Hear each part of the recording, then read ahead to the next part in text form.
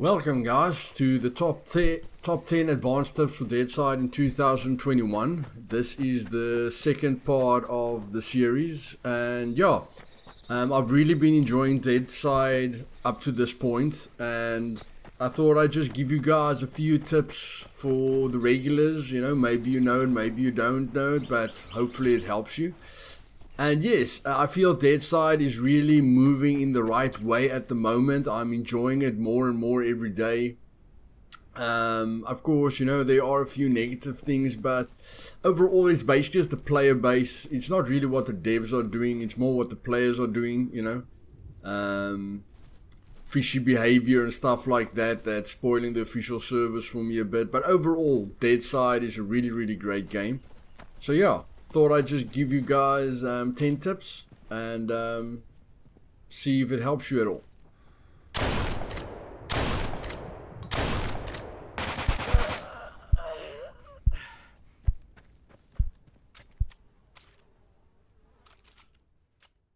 Okay, starting at tip number 1. Deadside is a great mix of PvP and PvE and PvP, so spotting your enemy is key. So when it comes to graphic settings, foliage on low would be my first change for better FPS and visibility.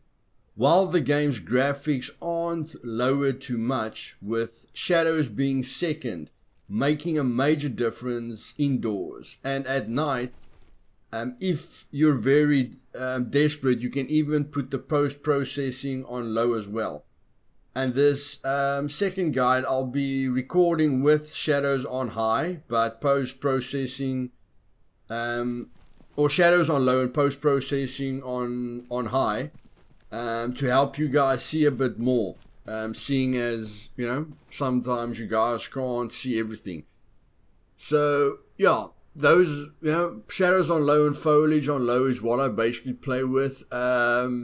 Usually I like playing like this, but to help you guys to see more on the content, I just thought I'd change the settings up a bit. I don't really want to put post-processing on low because that makes everything extremely washed out. But if you guys want, you know, to have the maximum visibility, which helps you a heck of a lot in combat and definitely helps you at night, then, you know, putting shadows on low is definitely going to help you. And as you can see, post-processing will definitely help you as well, but it will make the image seem washed out. But, you know, play a bit with the graphics, especially if it's very dark for you inside rooms or in the bunker. Play a bit with the graphics and see if it helps you. Definitely helped me a bit, and of course it's helping you guys to see more in the videos as well. Tip number 2. Now that we have the best starting gear from the basics guide, okay, this is the gear that I got from the first guide. Our main goal will be to stay alive and not lose everything that we've worked so hard for. So bandages, painkillers and medics becomes a must-have at this stage in the game. What I'm showing you basically here is that a medics heals you for 70 HP. But takes 55, drains 55 water and 55 food, okay? Just so that you guys know, for those of you who don't know. And then, basically, painkillers heals you quickly for 20 HP, but just takes 30 water, okay? So if you've got 100 water, you can easily pop 3 painkillers and still have 10 water left, okay? Giving you 60 health. And here I'm just basically showing you, never mind the fast forwarding, I'm just showing you, you know, how much the bandage is healing for, which is 36. So yes, looks like they changed the rags and the sterilized rags and the bandages to work in 6s, because the rag is 6, bandage is 18, you know, and the bandages, or the sterilized rags is 18 and the bandages are 36. Okay. Which brings us to number 3. Okay, now that you need to know how to heal yourself, healing won't help if you can easily be killed with one shot. So armor is very important. Assault armor and an assault vest and helmet, or a heavy vest and helmet is the best options. okay? Although an M99 Barrett will still kill you, no matter what. Even the police and the tactical vest, okay, will still save you from a standard sniper shot. But when it comes to the head, you'll need to wear the assault helmet or the heavy helmet, okay? And there's no difference between the assault helmet and the heavy helmet. It's just the heavy helmet has the face protector as well. Where with an assault helmet, without the face protector, you're still gonna be able, this person's still gonna be able to kill you with one shot, okay? Even if he's got a pistol, if he shoots you in the face, you're dead. So the heavy definitely helps you, and the area which is protecting you makes the main differences, okay? But the main thing is any armor is very important, but assault and heavy is what you have to aim for. And assault, the heavy is definitely the best because of the area that it's protecting. It's got extra protection on your shoulders and, you know, down to your groin area as well, which helps a heck of a lot to not expose you to one-shot kills, okay? Tip number 4, now that we can survive a bit longer, it's time to store loot and cash for backup, because we will die at some point, and we need to be able to fight back or get back to our bodies, okay? Quickly or safely. With enough cash, we can buy special gear, which brings us to tip number 5. So yes, guys, tip number 4, if you want to fight, take your best gear, okay? But don't be running with your best gear constantly. Okay, sometimes you have to relax, and if you're going to run around with your best gear constantly, you are going to die, okay? And again, having the best gear on you forces you to wear the heavy vest, which gives you no inventory space. As you can see with the vest that I'm wearing there, it gives me 10 slots, okay, which helps me to carry a lot more. So sometimes you're going to want to gather, other times you're going to want to fight, okay? And when it comes to gathering gear, this is tip number 5. The 2 marked safe zones only pay us a 5th or a 10th sometimes, like on the major weapons, of the price for most of the items, okay, when we sell it. The secret traders sells the special gear that we need, so you get 2 special traders. One of the special traders will sell you the weapons and the ammo, and the other special trader will sell you the clothing and the gear that you need, like the backpacks and the armor and everything, okay? And depending on what trader it is, you will be able to sell the items that he sells you for double the price. As you see, I can get 4,000 for my pistol. I can get 80,000 for the grenade launcher, where you can normally just get 40,000. That's where the 10th comes in. And of course, you can buy it here. I can't sell my armor or anything for double the price, or the helmets for double the price, but everything that he sells, I can sell to him for double the price that the normal traders usually gives me. So you can see the scope is good. I can sell that for 10,000, where I can only get 1,000 at the trader. You know, the extended mag there, I can get 2,000, but everything else basically stays the same, okay? The clothing, the armor, and everything. So if you want to sell armor and helmets and clothing, then you're gonna have to be lucky with the other trader, okay? Which is very, very important. So yeah, and the trader is quite dangerous, but it works very nicely for a middle point. You know, like if you're at the bunker and you don't want to run all the way to the safe zone, sometimes they will be close to you.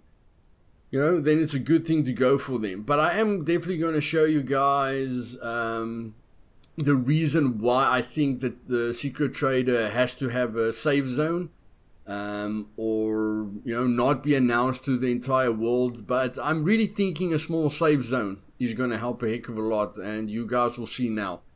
This is a fully geared player. I normally use this hiding spot, you know, if someone isn't extremely careful or doesn't scope the area out like I usually do. But here you can see, fully geared player. I just panic fired there a bit. You know, I thought if he pulls out his gun, he's going to kill me immediately. But yes, that's a very good example. Okay, I didn't take his loot. I'm messaging him here because I just used the server for the guides. I messaged him that he can, that he can come and get his loot, because I primarily play on first-person servers. But if you guys want to go to the Deadside Discord and, please let them know that this is not the best idea, I'd highly appreciate it. Okay, tip number 6. You can find special items by doing hard and epic missions, getting to airdrops first, which is very important, and looting heli crashes with the most lethal AI protecting them, and crates in the bunker, which you can open with keys, which you can loot from AI. Okay, so definitely the fastest way to get the best loot are the airdrops, because there's no protection there, but you have to get there first, and that is not always easy. Okay, there's a lot of people who suicide to get to the airdrop very, very quickly. But if you're playing on servers that aren't so full, I'd say about 10 to 20 players, it's quite easy to get to the airdrop first and have a few friendly fights. Heli crashes, very dangerous with the AI and of course with people. People tend to camp the heli crashes for some reason, even sometimes even after they've looted it. They'll just wait for you to go check the box, and snipe you for fun. So heli crashes, very important, very dangerous, because the AI is definitely the most dangerous I've seen at the heli crashes, and the player base. But of course, hard missions, epic missions, definitely the most fun, and the most amount of action that you can get there. Tip number 7, grenades are great for clearing out rooms in mission areas. It's easy wanting a grenade launcher to kill everyone with one shot, but firing at 200 or 300 meters needs a lot of skill, okay, and the ammo fills up your inventory very, very quickly.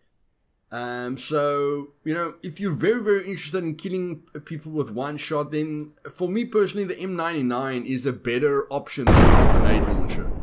The grenade launcher has a major fun factor, but when we're going to, tactical play, you will see that you've got a much better chance of killing a person with the M99, with the Barrett sniper rifle, than you have with the grenade launcher. You're not always going to be on target with a grenade launcher. Okay. So yes, it's much easier if you want that option. But again, because it takes time to reload the grenade launcher and the M99, it's not always the best option. And we'll talk about the the best kits in my opinion. But yes, if you want to have fun, use a grenade launcher. If you want to, be more tactical in that aspect, use the M99. And then when it comes to the best kits, okay, in the first guide we definitely spoke about the UMR and the C1911, okay, and the Mosin being the absolute best starting gear. So yeah, here I'm just showing you footage where I like to have a bit of fun with the military guys. Definitely important not to take the game too seriously all the time, okay. Fishy players who kills everyone on the server but never dies is, definitely using ESPs and aimbots. But you can, with that regard, guys, just change servers, okay. I know even custom servers aren't always a great experience, but there's a heck of a lot of servers, so try and look for the server where you're happy on, and stick to that one. But yes, getting to the kits, P90 plus the M99 is a lot of fun, okay. Firing the P90 is a heck of a lot of fun. It's got great recoil, quite low recoil, a lot of fun. The AR4 with the grenade launcher is really, really badass, because the AR4 sounds really cool and the grenade launcher is really crazy. The RPK with the VSD is very, very strong, okay. This is the meta that people are going for, because the SMG loses damage at a certain range, but the RPK still does full damage a bit further. So the RPK and VSD is really coming into stride. And then, as we've said, the beginning, the best starting guide is the UMR and the Mosin. But yeah, in the comments down below, please tell me what your favorite kits are, that I can try them out and see how it feels, and that other people can try them out as well. Regarding sniper rifles, in fights, it's not always clever to do this, but it definitely helps you with AI, okay, especially if you've got a scope. Here I don't have a scope, but I'm just showing you that holding your breath definitely helps, and you do that with shift, okay, but you can't do it for very long, and you can't aim and hold your breath if you move at all, okay. So what I would suggest is only hold your breath when you've got clear visibility of your target and your target isn't moving around too much, okay. If he's moving to one direction and you can lead him safely, okay, then you can use the shift key. Otherwise, if you're going to give away your position and you're not sure, you know, of a dead shot, rather get a bit closer or wait for the target to stand still. But holding your breath works very well with AI because they stand still most of the time, and if a player is standing still somewhere, holding your breath helps you a ton to get that headshot. Okay guys, so that brings us to tip number 10, and the only thing that I wanted to give you guys at tip number 10 is to give you the stats, okay, which I've tested in previous videos, so this will just be a short rundown. A shotgun loses damage from about 25 meters out because of the spread, and then the buckshot themselves lose damage at 50 meters or further, okay. So the closer you are with a shotgun, the more damage it's going to do, okay, but the further you step away, so up to 25 meters, the spread is alright, but if you further than 25 meters away, the spread really isn't going to do any major damage. And then when you're 50 meters away or further, you're going to, the spread is going to be negative and the damage is going to be negative. A pistol loses damage at 100 meters.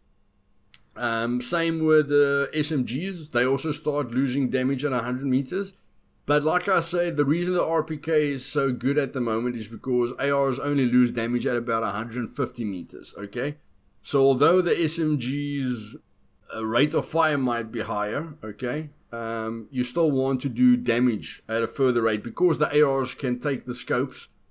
You need that extra 50 meters. And then the snipers does 300 meters, does full damage at 300 meters. Grenade launcher, if you know how to use it, it can kill a person at a max of 300 meters, not really further than that. And then the M99, I'm just going to say 30 meters, guys. And when it comes to damage reduction, you're going to lose about 30% reduction on every 50 meters, okay? So I hope you enjoyed it. Have a great week. And yes, like and subscribe. And then one last thing, I just really want to say thank you to my Dream Team members, Jabers and Dills, and our investor, Gadima. If you want to join the Dream Team, there's a link to my Patreon page down in the description below. If you're not interested, in that, just click the join button. But yeah, just want to say thanks to them and have a great day.